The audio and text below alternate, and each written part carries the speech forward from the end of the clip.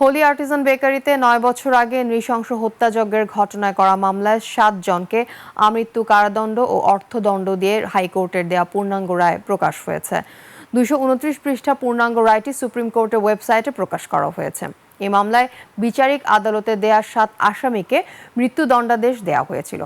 পূর্ণাঙ্গ রায় হাইকোর্ট বলেছে, আলোচ্য হত্যাকাণ্ডে নির্মমতা, নৃশংসতা, ঘটনার সময় ঘটনাস্থলে সন্ত্রাসীদের সামগ্রিক নিষ্ঠুর আচরণ এবং এই ঘটনার ফলে বহির্বিশ্বে বাংলাদেশের ভাবমূর্তি ক্ষুণ্ণ হওয়া বিবেচনায় নিয়ে আপিলকারী আসামিদের যাবজ্জীবন কারাদণ্ডের ক্ষেত্রে তাদের প্রত্যেককে আমৃত্যু কারাদণ্ড প্রদান করা হলে ন্যায় বিচার নিশ্চিত হবে বলে আমরা মনে করি।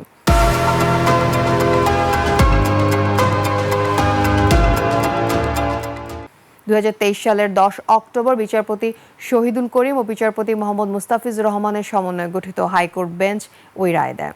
আমৃত্যু কারাদণ্ডপ্রাপ্ত ৭ আসামি হলেন রাকিবুল হাসান ওরফে রিগ্যান, মোহাম্মদ জাহাঙ্গীর হোসেন ওরফে রাজীব গান্ধী, আসলাম হোসেন ওরফে র্যাশ, হাদিসুর রহমান, আব্দুস সবুর খান ওরফে সোহেল মাহফুজ, মামুনুর রশিদ ওরফে রিপন ও শরীফুল ইসলাম খালেদ।